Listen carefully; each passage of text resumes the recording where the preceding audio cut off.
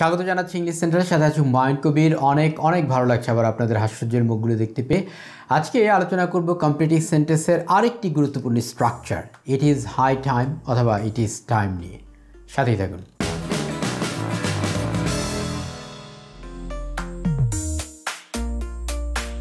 It is time অথবা it is high time এর মানে হচ্ছে কাজটি করার উপযুক্ত সময় ইতোমধ্যেই পার হয়ে গেছে, এখনও যদি না করা হয় তাহলে এই কাজটি আর কখনোই করা সম্ভব হবে না। অর্থাৎ আমরা একদম ফাইনাল একটি স্টেজে এসে দাঁড়িয়ে আছি, এই কাজটি এখনই করতে হবে। যেমন ধরুন, it is high time we stopped corruption, অর্থাৎ এটা হচ্ছে উপযুক্ত সময়ে আমাদের করাপশন বন্ধ করার। এখন স্ট্রাকচারটা একটু অদ্ভুত। এখানে আমাদের মাথায় যে স্ট্রাকচারটা চলে আসে বা কথ্য ভাষায় যেটা চলে আসে সেটা হচ্ছে it is high time we should stop corruption. কিন্তু এভাবে বললে হবে না। কেন হবে না? কারণ নেটিভরা এভাবে করে ব্যবহার করে না। আমাদের বাংলাতেও কিন্তু এরকম স্ট্রাকচার আছে, অর্থাৎ অর্থটি দিচ্ছে একরকম কিন্তু আমরা বলছি অন্যভাবে। যেমন ধরুন, আপনি বলতে পারেন স্যার ইমন বলছিলাম, তো এখন এটা তো হওয়ার কথা ছিল স্যার ইমন বলছি, প্রেজেন্ট কন্টিনিউয়াস, কিন্তু আপনি বলছেন পাস্ট কন্টিনিউয়াসে।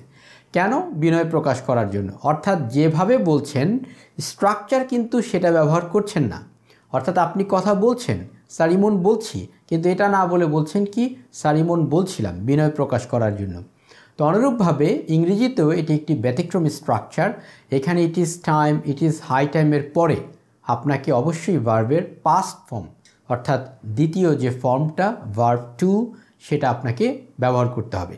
এটার আরেকটি স্ট্রাকচার আছে, সেটা হচ্ছে আপনি টু প্লাস ভার্ব দিয়েও করতে পারেন। যেমন ধরুন, it is time to stop corruption. এক্ষেত্রে পার্থক্য হচ্ছে আগেরটাতে সাবজেক্ট ছিল, এবারেরটাতে সাবজেক্ট নাই। অর্থাৎ যদি সাবজেক্ট থাকে তাহলে ভার্বের পাস্ট ফর্ম ব্যবহার করতে হবে। যেমন it is high time we stopped corruption. আর যদি সাবজেক্ট না থাকে তাহলে আমরা টু প্লাস ভার্ব ধরেও করতে পারি। যেমন ধরুন, it is high time to stop corruption. চলুন আমরা আরও এক্সাম্পল দেখি, এক্সাম্পলের মাধ্যমে আমরা আরও ভালো বুঝতে পারবো। ইট is time we changed hour policy, অথবা বলতে পারি টু চেঞ্জ আওয়ার পলিসি। অর্থাৎ ইট ইজ টাইম, তারপরে আমরা যদি এখানে সাবজেক্ট ব্যবহার করলাম উই, তাহলে এখানে ভার্বের পাস্ট ফর্ম হবে অর্থাৎ দ্বিতীয় ফর্মটা হবে।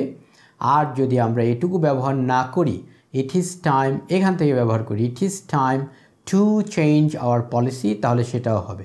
তার মানে এটা হচ্ছে উপযুক্ত সময়, উই চেঞ্জড আওয়ার পলিসি, আমরা আমাদের পলিসিটাকে চেঞ্জ করার, অথবা টু চেঞ্জ আওয়ার পলিসি এভাবেও বলতে পারি।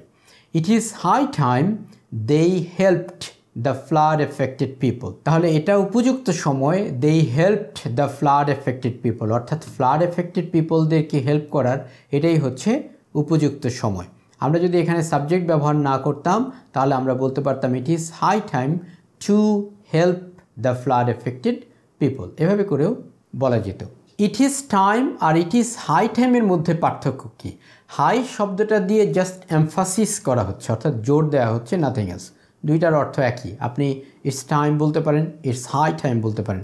হাই বললে এটাকে জোর দেওয়া হয়, এই হলো ব্যাপার আর কি। Now it is high time we removed corruption from the society, তাহলে ইট ইজ হাই টাইম এটা হচ্ছে উপযুক্ত সময়, তারপরে সাবজেক্ট ব্যবহার করলাম উই, তারপরে রিমুভড ভার্বের পাস্ট ফর্ম ব্যবহার করলাম করাপশন ফ্রম দ্য সোসাইটি।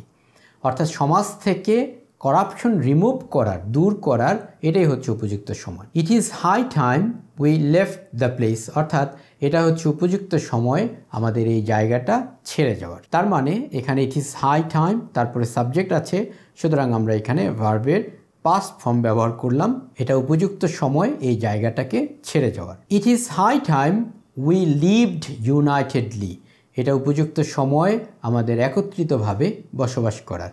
তাহলে উই লিভড ভার্বের পাস্ট ফর্ম ব্যবহার করতে হবে, উই লিভড ইউনাইটেডলি, অর্থাৎ আমাদের একত্রিতভাবে বসবাস করার এটাই হচ্ছে উপযুক্ত সময়। It is high time we changed our food habit, এটা উপযুক্ত সময় আমাদের ফুড হ্যাবিট পরিবর্তন করার, অর্থাৎ আমাদের খাদ্যাভ্যাস পরিবর্তন করার এটাই হচ্ছে উপযুক্ত সময়। তাহলে এখানে সাবজেক্ট আছে, সুতরাং আমরা এখানে ভার্বের পাস্ট ফর্ম ব্যবহার করলাম।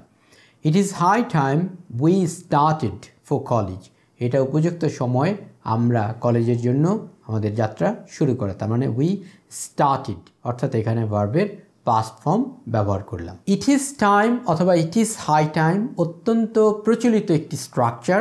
আপনাদের কমপ্লিটিং সেন্টেন্সে যে 10টা সেন্টেন্স থাকে তার একটি বাক্য প্রায়শই এখান থেকে করা হয়। সুতরাং এই স্ট্রাকচারটা যেহেতু একটু ব্যতিক্রম, এটাকে মাথায় রাখতে হবে।